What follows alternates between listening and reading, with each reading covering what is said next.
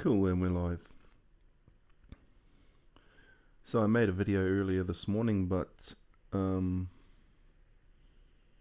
turned my microphone off instead of turning it on. So my microphone was already on, and then when I started the stream, I turned it off, and I was talking for a good half an hour and didn't even realize the microphone was off.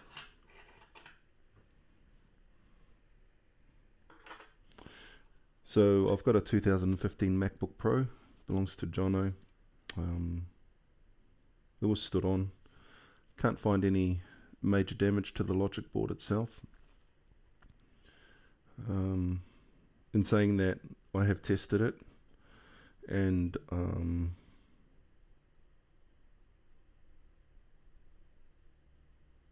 was just a notification that I'm live. Yeah, so Jono's dad stood on this and cracked the whole entire frame, and now it's not working. And now I have to decide if I'm going to go through the trouble of diagnosing this to get it up and running. So we'll have a quick look at the board and see what's happening and see what's not happening. So this is just a side camera that I'm using, my little GoPro, just until I get something else, because I don't really like the GoPro. It's a crappy camera. It looks grainy and pixelated. Okay.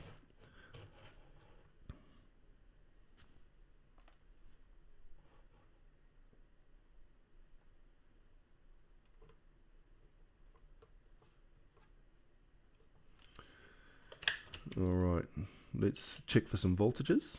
And one of the first voltages I'll be looking for is the PP-Bus G3 Hot. Actually, we will be looking for PP3V42_G3 Hot, which is the circuit for the one-wire circuit. This is circuit, one-wire circuit. Can't even talk. So, let's plug this in.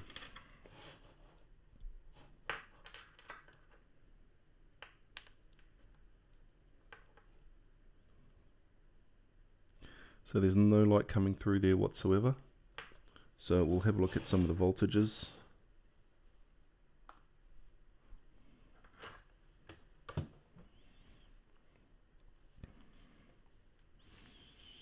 So PP-Bus, actually let's go DC in.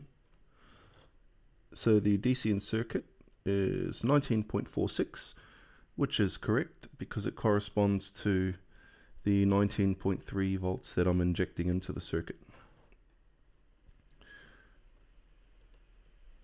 Next one we've got is PP-Bus G3 Hot. It could be an iSense circuit as well, but we're getting those big voltages.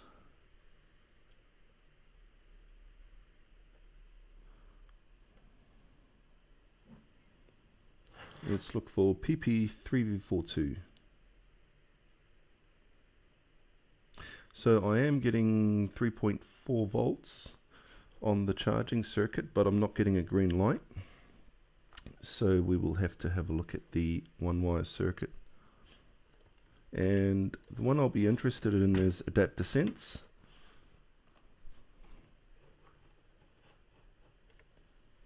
So let's pull this out.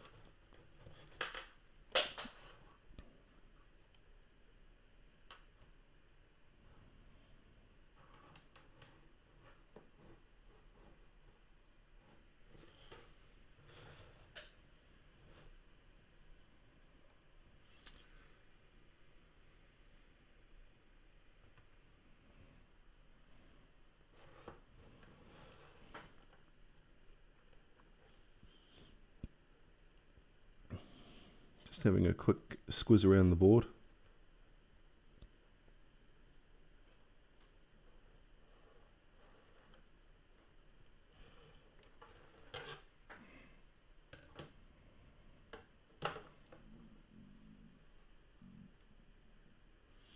And that's my stomach telling me I need to eat.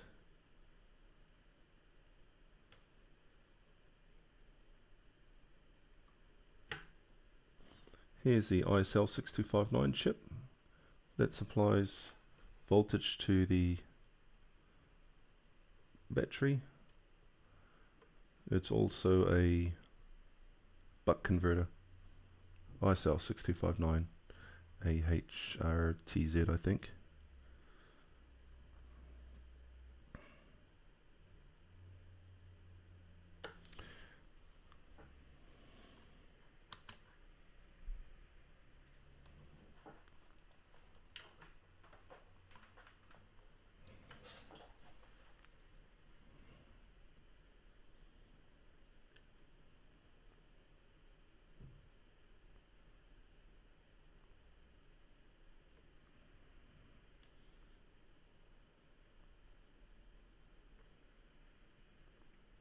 Ones.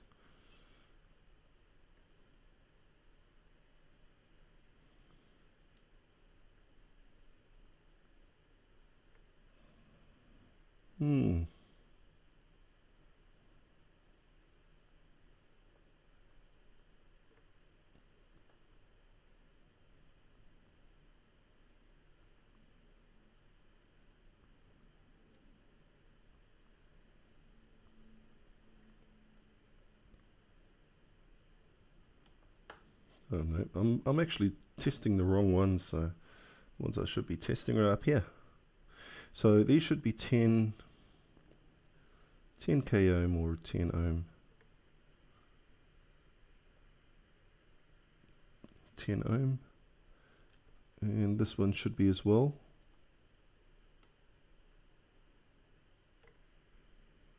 Yep, so it's not there.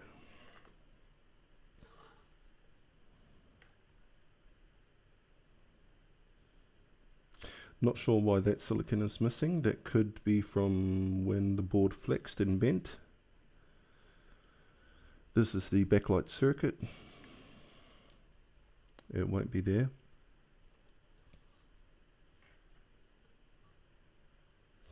We'll see if we can turn this on.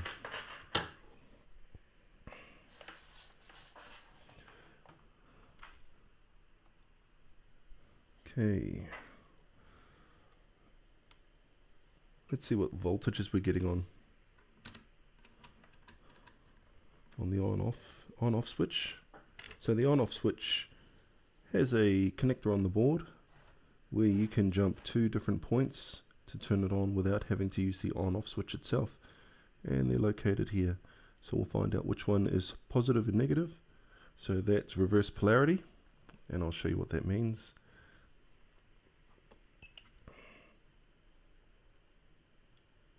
So it's got a negative in front of the 3482 voltage reading, which means that my polarity is crossed. So I just need to change my red over to my black and test it again, and that'll give me the positive side, which is the bottom.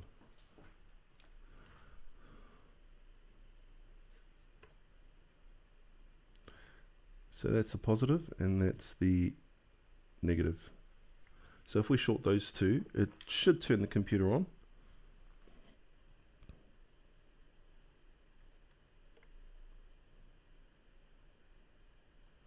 And we get nothing. So I'm suspecting that this has actually got to do with the battery, since the battery was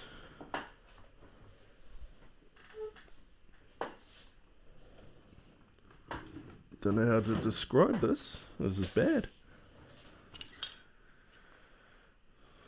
So here's the battery here.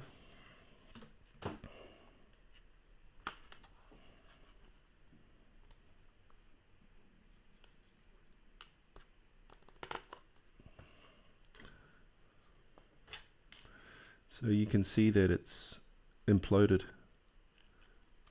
the battery. And what happens is when your lithium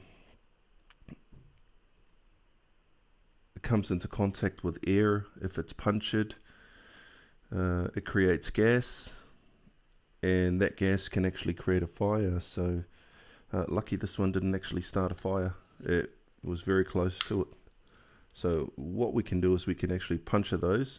I'd probably do it outside, because if you touch metal against the lithium, that'll also create a fire. So having a look at the unit itself, you can see it's bent in all sorts of places, so there's no way that is going to be repaired. Not sure if the screen is broken. The trackpad is definitely an issue. There's a fan, another fan.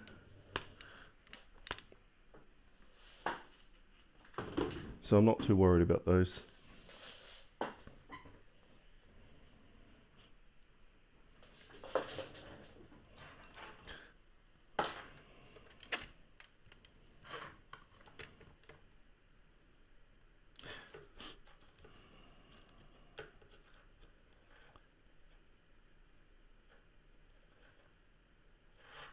So I'm going to have to look for some schematics, because my system has decided it doesn't want to connect to the internet for some reason. So I'll find those schematics. I'm guessing it's a problem with the one-wire circuit, even though I'm still getting 3.42 volts. The other possibility is that it could be the ISL6259 chip. So the battery, when it was damaged, could have actually caused an issue with the charging chip. And that charging chip again is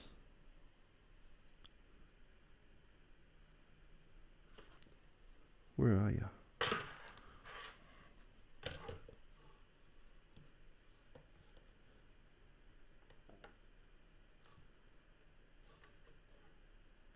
Right there.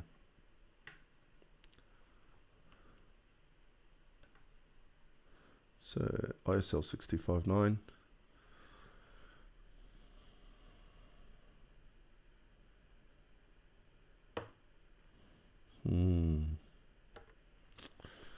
Just need to stop being lazy, I think.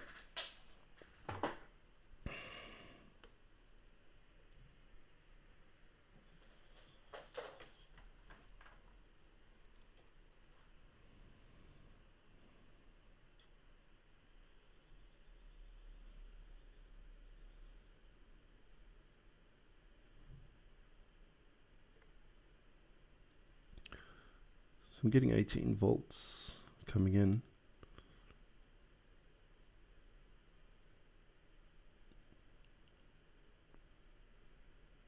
It's going out actually. I'm getting 3.42 volts. So the chip has been told to turn on. It's also producing 12.56 volts, which means that the ISL6259 chip is probably working. 12.56 DC in, that should be 3.42.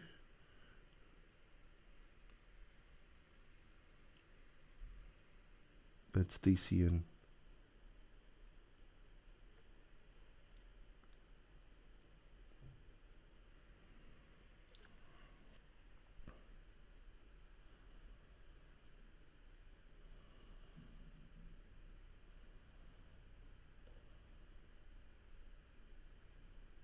So I think I may have found something. What I'm going to have to do is get some schematics, download them, and then I'll come back and make another video. But it's been good to get back onto YouTube and back onto Facebook and start making some videos. I'll try my best to upload some new content.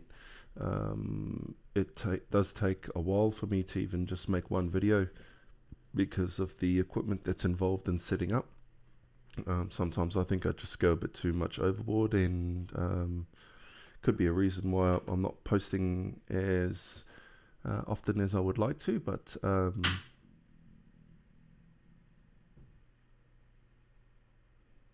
I just heard a pop and I don't know what it was. Anyway, so I'm trying to provide some better content, and I've changed my office around and it's looking good, and got a funky light in the back with Darth Vader over there. If you have any suggestions, please let me know.